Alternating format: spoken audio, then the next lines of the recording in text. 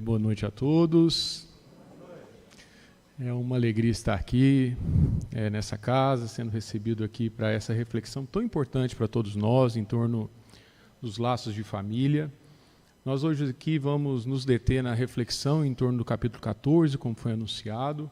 Só que antes de entrarmos propriamente no tema, é muito bom lembrar, principalmente aqueles que não têm muita intimidade com o livro Evangelho segundo o Espiritismo, que logo na introdução, na primeira página, Allan Kardec nos deixa claro o objetivo da obra, o objetivo do livro, em que ele nos declara de maneira muito clara que o Evangelho segundo o Espiritismo é um livro voltado a nos esclarecer, a trazer reflexões em torno da vida moral. O que isso quer dizer? Da nossa conduta.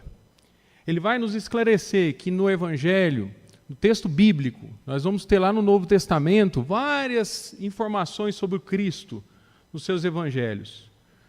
E nós vamos nos deter aqui, diz Kardec, em tudo aquilo em que o Cristo nos traz de ensino moral e trazer reflexões na linha do que foi lido aqui hoje, no sentido da revelação espírita, ou seja, trazendo explicações para nós práticas em torno do que hoje nós aqui precisamos nos orientar a respeito da nossa conduta. Porque os dramas humanos ainda são os mesmos que nós temos há 2 séculos, ou melhor, há 20 séculos. Então, o que nós podemos aqui depreender dessa introdução do Evangelho segundo o Espiritismo, meus irmãos, é que é um livro prático. É como se fosse um livro de receitas para todos nós. É um livro em que nós possamos nos consultar dele para tomar decisões na vida, para tomar decisões a respeito dos nossos relacionamentos, da nossa postura diária dentro da família, dentro da sociedade onde vivemos, no nosso trabalho.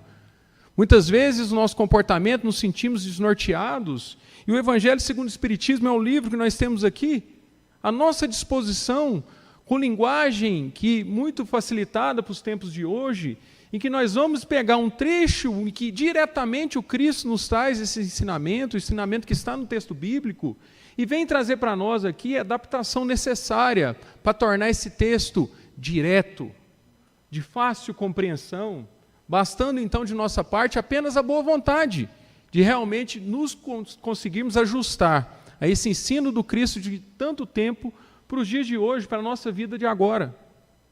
Dito de outra forma, todos nós aqui buscamos felicidade, meus amigos. Não tem esse que não busca felicidade. Não tem esse que acorda de manhã pensando assim, hoje eu vou me dar mal. Ninguém pensa assim. Né? Você acorda de manhã e fala, nossa, hoje é o dia que eu quero só me dar mal. Não.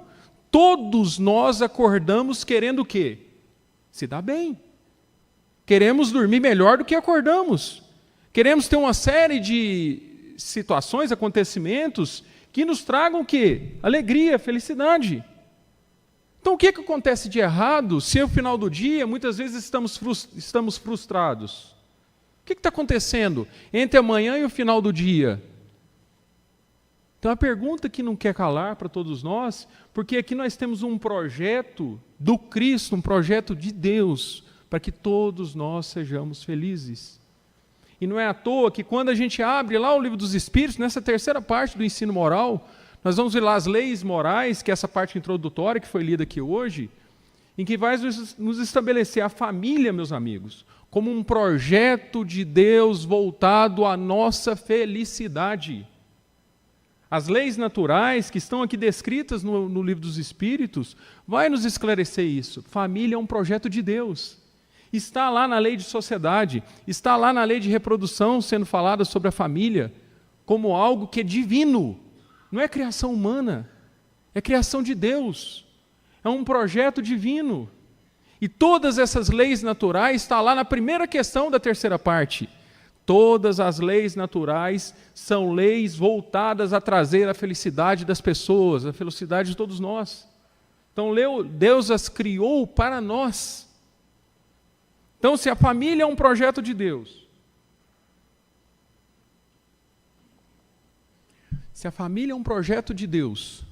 vocês acham mesmo que existe acaso nos laços familiares? Será que existe acaso que as pessoas dividem o nosso teto, foi um acidente? Será que os problemas familiares que nós temos, as dificuldades de convivência, são algo que podem ser explicadas muitas vezes de agora, de condutas de hoje? Nós devemos fazer essas perguntas, meus amigos, porque não duvidem que os nossos deveres primordiais nessa encarnação estão relacionados ao nosso sucesso no meio familiar, estão relacionados à nossa condição ou à nossa viabilidade de fazermos da nossa família um ambiente de paz. Aí alguém pode levantar agora a mão e falar assim: Fernando, você não conhece o ser que está lá dentro de casa. Você não está entendendo que é desde cedo, desde quando abre o olho já começa o problema. Pois é, meu amigo. Você não estaria ligado a essa pessoa se não houvesse uma necessidade espiritual sua para isso. Você não estaria lá, por acaso. Imagina Deus, na sua suprema inteligência, no seu amor infinito, vai projetar uma encarnação para nós, vai permitir que você nascesse, que você encarnasse nesse ambiente familiar, para a sua tristeza? Para a sua infelicidade? Para o seu desastre moral?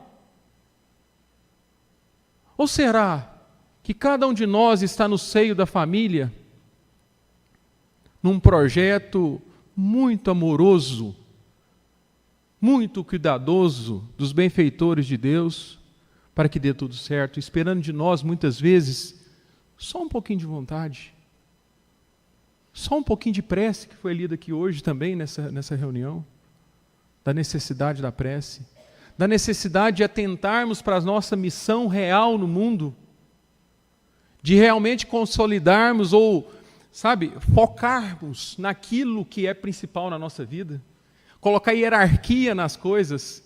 O que é o principal? O que é o secundário? O que é o terciário? O que está lá embaixo? De prioridades na nossa vida, daquilo que eu vou gastar energia, nos perguntando toda manhã, o que de fato, ou aquela pergunta de Paulo que não quer calar até os dias de hoje para todos nós: Senhor, o que queres que eu faça hoje? Por que não perguntemos isso a Deus? Todas as manhãs. É bem provável que, se fizermos uma oração sincera com esse tipo de pergunta, nas nossas preces matinais, é muito possível, meus amigos, se ela for sincera, você receberá no âmago do teu coração a resposta que tanto busca. Você verá meios, muitas vezes intraduzíveis na linguagem humana, ou muitas vezes impensáveis na sua condição atual, de como você vai solucionar esses conflitos familiares. E se nos determos então ao capítulo 14 do Evangelho segundo o Espiritismo, e tornar ele realmente, só esse capítulo 14, como um verdadeiro livro de receita, para que a sua vida familiar seja bem-sucedida, você admitindo a responsabilidade, assumindo o seu dever dentro dessa família, eu acho muito provável, meu amigo, que você vai ter um sucesso espiritual profícuo, no tempo certo, no tempo de Deus. Aí é preciso persistência, paciência, perseverança, humildade. Ou seja, tudo aquilo que o Cristo nos ensina há séculos. O capítulo 14 nos vem com o título: honrar o vosso pai e a vossa mãe, reverberando aqui a terceira revelação. Porque nós sabemos bem, quando olhamos aqui as anotações evangélicas, as anotações do texto bíblico, que desde a primeira revelação, desde o Antigo Testamento, nós temos lá, no Decálogo, nos 10 mandamentos, o mesmo ensino de séculos. Honrai o vosso pai e a vossa mãe integra um dos 10 mandamentos. Por sua vez, Jesus também deixou claro para todos nós a necessidade de buscarmos no seio familiar sempre buscar exercitar essas virtudes na questão mais profunda da nossa alma, na questão mais elementar, porque todos nós aqui somos filhos, todos nós aqui temos os nossos pais, seja no plano físico ou no plano espiritual. Jesus já proclama para todos nós, meus amigos, a necessidade do respeito a quem nos deu a oportunidade da encarnação. Aí alguém pode também pensar agora, mas eu fiz tantas sessões da psicologia, já me ensinaram lá que meus traumas de hoje é por conta do papai lá que não me deu um algodão doce numa tarde de domingo, e aquilo lá até hoje na minha vida me atrapalha. Eu hoje com 40 anos de idade. Meus amigos, a questão não está fácil. O materialismo está aí batendo as portas de todas as linhas profissionais que nós temos ciência. E nós podemos sim, nos sentimos cativados desse tipo de análise para concluir, no fundo, que nós somos muito bons e puros, que nós merecíamos uns pais muito melhores, que é um absurdo papai não ser perfeito, mamãe não ser perfeita. Aí eu fico a pensar, que muitos de nós acreditando nesse tipo de história, com todo respeito aos profissionais da psicologia, claro, mas acredita nisso como se fosse alguém puro, e só vai realmente sentir na pele o erro desse tipo de interpretação quando for pai. Porque ele vai olhar para si mesmo e vai ver que não é perfeito, que obviamente pode ter sido um erro não ter dado o algodão doce naquela tarde, mas ele é o que é. O pai está dando aquilo que ele tem, a mãe está dando o que ele tem, e vamos seguir com a vida com a nossa imperfeição mútua, porque isso é um projeto de Deus. Jura, seu pai não é perfeito, sua mãe não é perfeita, você precisa de uma sessão de psicologia para isso? Meus amigos, todos nós temos limitações sim profundas, e o que o Cristo, e desde Moisés, vem nos declarar é o quê? Seja grato pelos seus pais, acima de qualquer coisa. Respeite-o, porque ele te deu a vida, ele te deu a oportunidade da encarnação. E nós sabemos pelos benfeitores espirituais que estarmos aqui encarnados hoje, por exemplo, é uma bênção, é uma dádiva, é uma oportunidade que nós temos quase que única, pelo menos única nesse sentido mais imediato desse momento de transformação do mundo.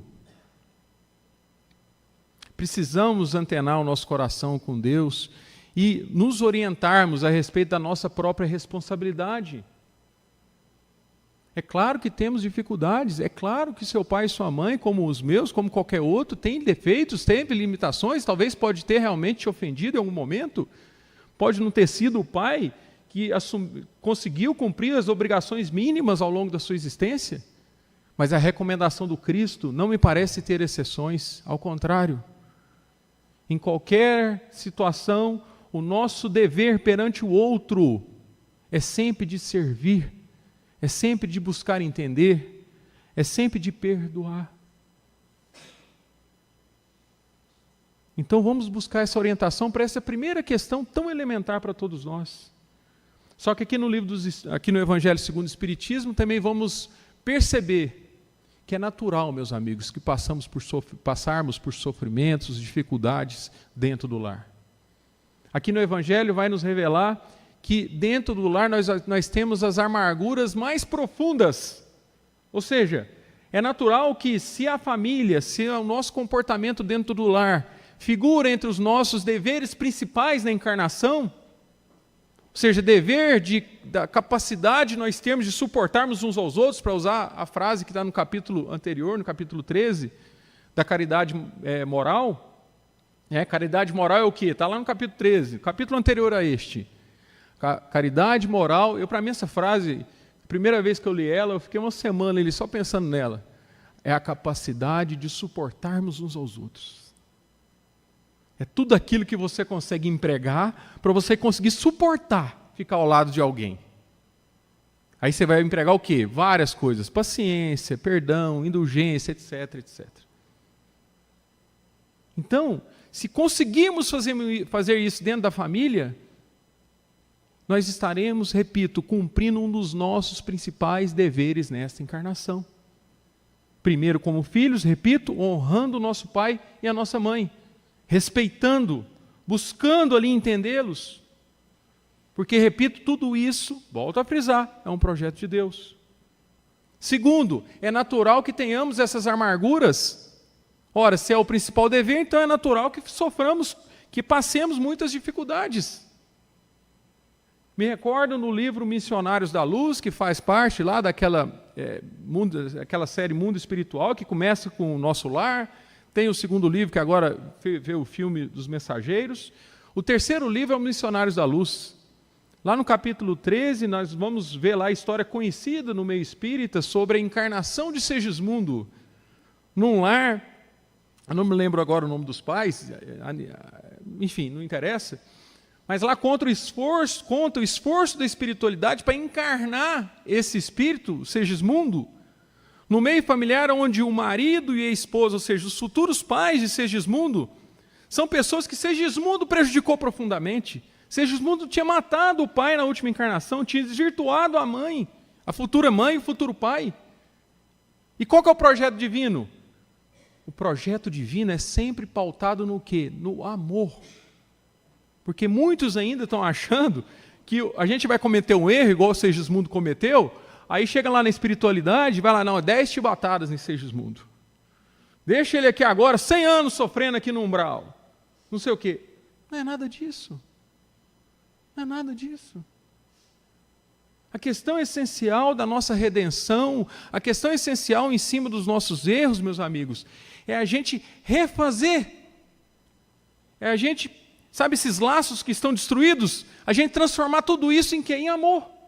Esse é o projeto divino. Se você faz algo que afasta, que prejudica, que acaba trazendo algum tipo de problema para os outros, é natural que você se ache ligado a ele para que esse laço seja refeito, seja restabelecido de outra forma, seja reformado. Então é por isso que o projeto espiritual faz o quê? Faz com que Segismundo volte a esse lar de pessoas que ele prejudicou profundamente. Eu tenho um negócio triste, né? Você acha que é só lá no Segismundo? Na sua casa não pode estar acontecendo isso? E como é que você acha que quando... E lá, né, só para contar a boa notícia, lá Segismundo conseguiu a encarnação. Deu certo. Porque ali tinha um problema de compatibilidade, o pai não aceitava, a mãe também não, espiritualmente tudo isso. E Segismundo encarnou, já tinha um filho lá, o João, até eu lembro do nome, que é o mesmo nome do meu filho. Já tinha um filho mais velho, e o Segismundo seria o segundo filho. Aí eu fico a imaginar, vamos fazer só um exercício de reflexão, que não tem essa notícia no livro, como é que foi o desdobramento disso? O casal, com o filho mais velho, João, e o Segismundozinho. Cheio de problema. Aí imagina Segismundo começar a olhar assim, papai gosta mais de João. Meu filho, você quer o quê? Eu não estou falando que o pai está certo, mas são sentimentos diferentes, todo mundo tem mais de um filho, sabe? Você ama um filho de um jeito e outro filho você ama de outro jeito. Não é um mais, outro menos, às vezes não é essa a questão. São afinidades diferentes, porque são todos espíritos imortais. É por isso que irmãos são diferentes. Criados na mesma escola, na mesma educação, com a mesma rigidez. E por que isso é diferente, gente? É natural, para nós espíritos isso é natural. Agora vamos traduzir essa naturalidade no meio espírita para todos nós, que somos espíritas, que conhecemos essas obras, e vamos colocar essa lente, vamos dizer assim, para que empreguemos mais paciência. Então, se a gente realmente colocar isso com sinceridade dentro do nosso lar, aquela pessoa ali, eu vejo que tem algum problema com ela. Eu vejo que é mais difícil um filho tal em relação ao outro filho. O que você tem que fazer? Se você tem um dever principal de fazer isso dar certo na sua vida, você vai empregar mais amor. Você vai ser mais vigilante. Você vai pedir mais ajuda a Deus. Você vai empregar tudo que você tem na mão. Você vai usar todas as cartas que você tem possíveis e imagináveis. Que carta é essa? No amor. Desde que você saiba colocar isso como patamar principal na sua encarnação. Nós não somos assim? Se a gente faz lá, não, eu quero comprar essa casa que é muito bonita e muito cara. Ah, mas só se eu vou trabalhar, fazer hora extra, fazer um monte de coisa para dar certo isso. Eu vou trabalhar firme durante 5 anos. Muitos não conseguem? Quando tem um desejo material? Gente, espiritualmente obedece às mesmas regras. O que a gente faz normalmente num familiar que não dá certo? A primeira coisa é bloquear no WhatsApp. É afastar. É falar, Deus me livre, eu não aguento esse parente. Chega final de ano, às vezes aquele irmão que já está velho, encontra só mais raramente, esse irmão aí eu não quero conversa. Deus me perdoe, nós não damos certo. Meu amigo, por que você acha então que você veio no mesmo lar com ele? Sabe, meus irmãos, vamos levar a coisa a sério. Eu não estou falando para tudo ser transformado do dia para a noite, e em tudo em ambiente de paz, tranquilidade, sossego, porque a natureza não dá saltos. Mas podemos nos esforçar, repito, podemos desenvolver estratégias, podemos pedir a prece a Deus para nos ajudar a discernir sobre o que fazer. E como aqui foi lido hoje na primeira mensagem, às vezes por meios que a gente nem percebe, Deus está lá trabalhando. Que Deus sempre é o grande silencioso, é o grande invisível. Ele sempre está lá por detrás, o de trás, o de trás. Quase sempre. E aí tenhamos condições, meus irmãos, de olhar para essa encarnação, sabe, lá atrás, quando a gente passar por todas essas dificuldades, falando, nossa Senhora, a luta foi grande, mas valeu. Aqui nesse capítulo também, em relação aos pais, as obrigações dos pais, hoje em relação aos filhos, tem a pergunta muitíssimo importante que está aqui no livro, no Evangelho segundo o Espiritismo. Pergunta também que me deixou pensativo e me deixa até hoje como pai, que é a pergunta que está aqui, que é a espiritualidade, Deus, no momento da sua desencarnação, vai lhe perguntar em relação às suas obrigações, os seus deveres como pais. Deus vai perguntar assim, que fizeste do filho que confiei à vossa guarda? É uma pergunta desconcertante. Desconcertante por quê? Porque sabemos bem das dificuldades de cumprir esse dever em qualquer época da humanidade. Mas parece que hoje, eu não sei, né? Dizem que sempre falam que os tempos atuais sempre é o mais difícil de todos, né? Mas vejo aqui que nós estamos em grande processo de crise, meus amigos. De determinadas doutrinas e escolas e entendimentos que vêm nos dizer que não podemos desagradar os nossos filhos, que devemos sempre utilizar como um critério de se você é um bom pai ou um mau pai, de acordo com o que uma criança de 5 anos acha de você. A pessoa não sabe nem, né, como diz o Rossandro Kligen, né? Rossandro, aquele palestrante espírita muito conhecido, conta que ele tinha lá seus 15 anos, algo assim, e aí ele tinha um carnaval fora de época, lá na cidade dele, lá na Paraíba, Campina Grande, e aí a mãe dele, ele ganhou esse abadá, ele era muito pobre, mas ele ganhou esse abadá lá para ele poder participar da festa, ele ficou todo empolgado, e a mãe dele falou, você não vai, pronto. E está dito. Aí ele virou e falou, agora eu ofendo minha mãe, pensou ele, né? Porque eu não amo você, eu nunca mais vou te amar e tal, não sei o quê.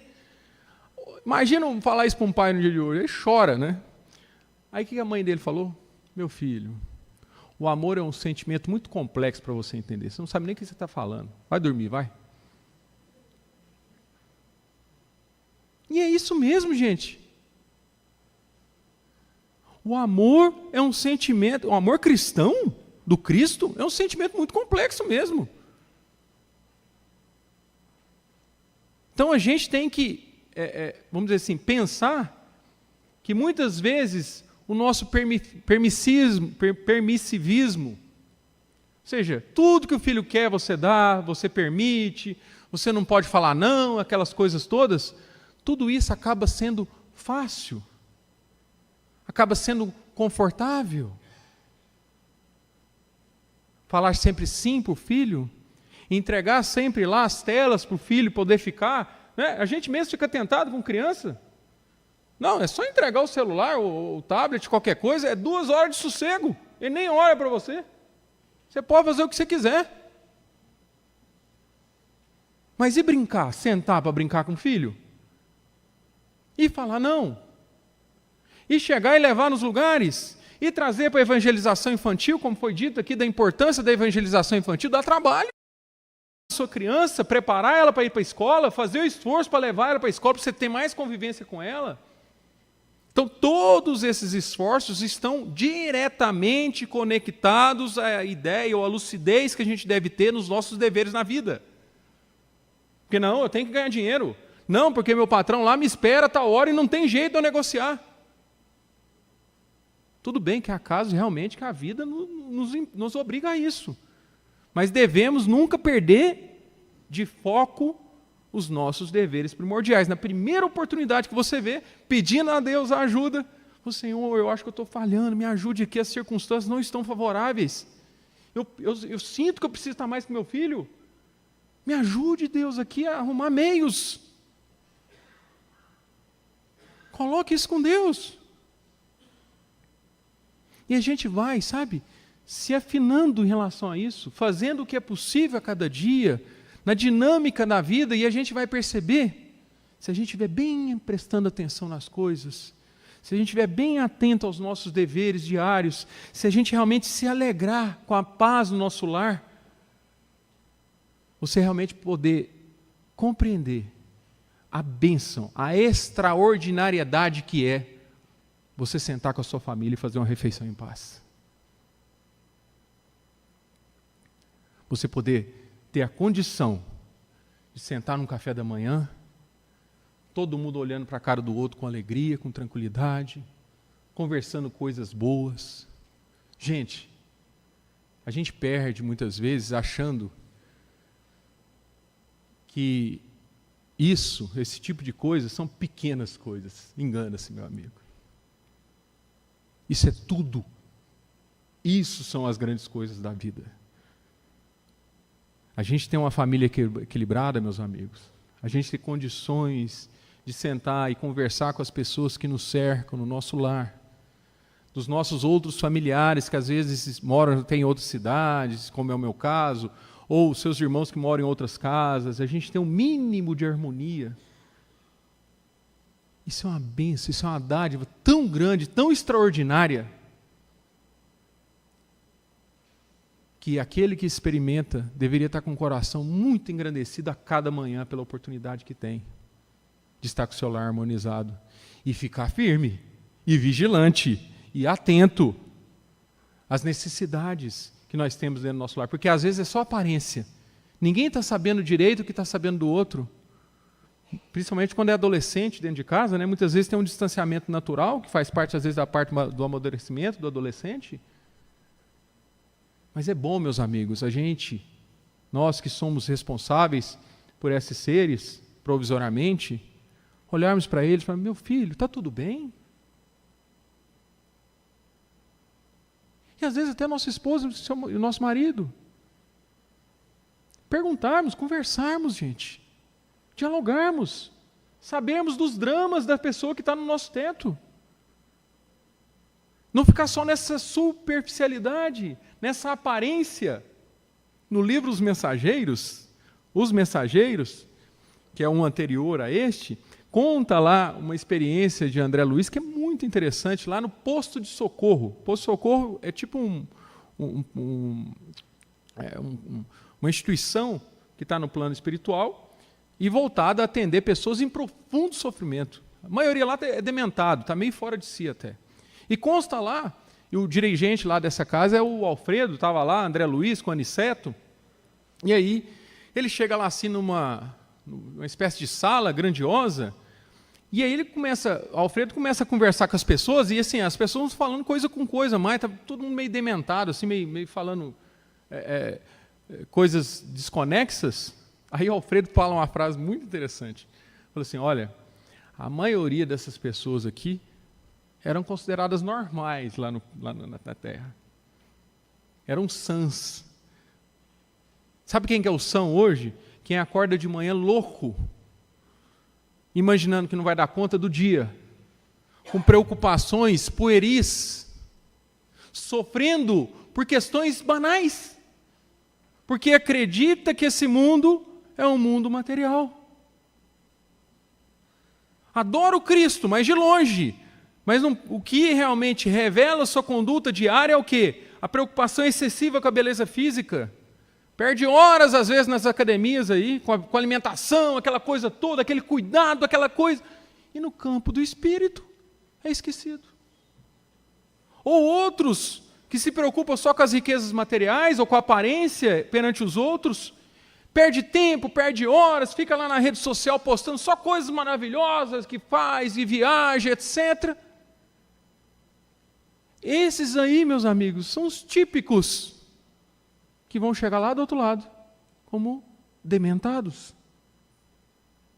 Ou como indigentes, como foi o caso do próprio André Luiz.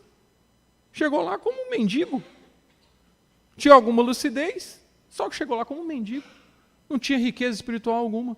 Uma pessoa bem conceituada. Um médico respeitado, como sabemos bem da história dele. Família constituída, mas tudo nas aparências. Quem olhava de longe falava, nossa senhora, meu sonho é ser André Luiz, ué. Rico, médico. Imagina o médico há 100 e tantos anos atrás. Na capital do Brasil, Rio de Janeiro. Com a família, 3 filhos, aquela beleza. Uma pessoa destacada até no campo da própria medicina. Então quem olhava de longe falava, nossa senhora, esse aí, pelo amor, está voando aqui, ó, veio aqui para contribuir com a humanidade de maneira inegável. Chega de lá, não passou de um mendigo espiritual. Então vejam, meus amigos, que devemos traduzir efetivamente todos esses conhecimentos na busca diária para que nos desdobremos na nossa família, meus amigos. Desdobremos mesmo, não da boca para fora. Qualquer um fala que família é importante. Qualquer discurso, qualquer rodinha, a gente fala, não, a família é tudo.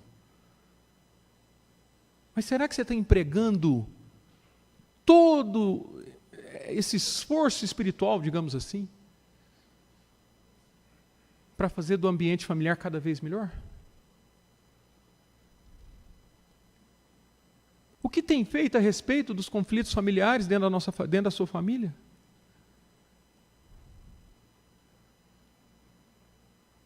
Tens cumprido o seu dever? Se for convocado hoje ao plano espiritual, o que você acha que vão te perguntar? Quem ganhou a última eleição? Aqui no Brasil? Como é que andas lá, a política em Brasília? Quem ganhou o último campeonato brasileiro de futebol? Eu acho bem provável que a pergunta que te farão é algo condensada da seguinte forma: o quanto você amou? Até onde foi o seu amor? Como estão os seus familiares? E os filhos que te confiei à guarda? Como estão?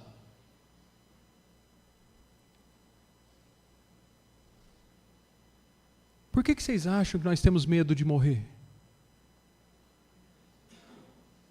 Se não é, talvez, um pouco de falta de lucidez a respeito desses deveres da vida? Se você está na caminhada certa ou está na caminhada contrária? Então, o convite aqui, meus amigos, é traduzir realmente todo esse discurso que nós conhecemos muito bem, que devemos honrar o nosso pai e a nossa mãe, que família realmente é tudo, que família é um projeto de Deus, mas traduzindo isso na verdadeira hierarquia dos nossos valores, colocando sim a família no primeiro lugar, no nosso dia a dia, alegrando-se nos momentos de alegria, esforçando-se o máximo daquilo que o Cristo nos ensina nos momentos de dificuldade, percebendo a dificuldade como uma oportunidade de a gente fazer algo melhor, fazer diferente. Porque está aqui, meus amigos, tudo escrito para nós, de maneira prática, como se fosse uma receita de bolo. Faça assim que vai chegar ali. É um bolo, não é assim? Faz isso, faz aquilo, e vai chegar naquele resultado, o bolo que você quer. Aqui é do mesmo jeito. faz assim, faz assim, faz assim. Você vai chegar no quê? Na felicidade. Na felicidade espiritual, no dever cumprido. E o próprio Livro dos Espíritos vai nos dizer, meus caros, a proposta do Cristo não é felicidade depois que morre, não. A proposta do Cristo é felicidade hoje. Hoje. Porque quem cumpre o seu dever tem felicidade hoje. Tem felicidade hoje. Está dizendo lá, a pergunta 922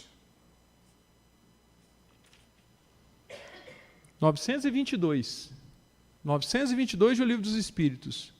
Existe um critério universal de felicidade? Algo que é felicidade mesmo? Aqui, no plano espiritual, no plano físico mesmo, aqui, vivendo aqui, encarnado hoje? É isso? Sim. A resposta, então as respostas constrangem a gente, né? O que a espiritualidade responde? Do ponto de vista material, felicidade é posse do necessário. Do ponto de vista moral, é a consciência tranquila e a fé no futuro. Consciência tranquila e fé no futuro. O que é consciência tranquila? A ciência que você está se esforçando para cumprir os seus deveres. É aquilo que está aqui também. Reconhece-se o verdadeiro espírita pelos esforços que ele faz de fazer o bem. Ou seja, você está ali cumprindo, tentando. Não é que você vai ser perfeito, não, mas você está pelo menos na direção correta. Segundo, fé no futuro. Porque, meus amigos, não tem como a gente dar certo na família se a gente tiver fé em Deus. Fé de que isso que você está fazendo aqui, esse seu esforço, esse seu sacrifício hoje, ele tem sentido de longo prazo.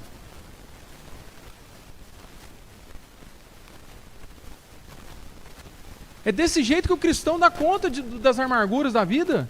É desse jeito que o Cristo nos ensina. De que jeito? Sofrendo. E por que ele estava tranquilo, vocês acham?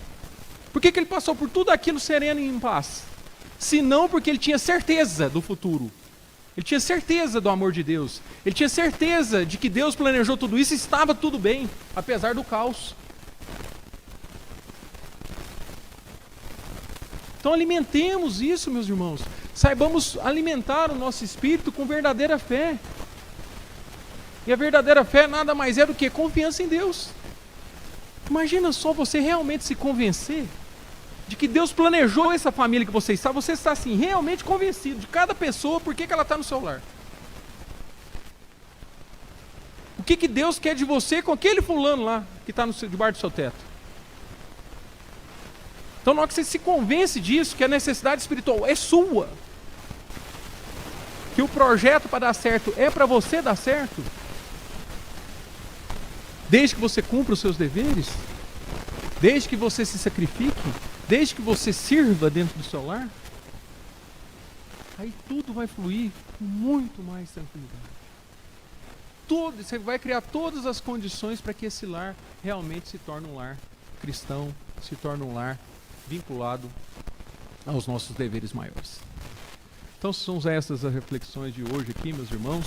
Eu venho recomendar fortemente aqui a leitura do capítulo 14 de O Evangelho segundo o Espiritismo, como um guia absolutamente seguro, que tem várias e várias aqui frases. Às vezes ficaria até melhor do que essa palestra, ficar lendo aqui esse capítulo, porque ele é muito maravilhoso.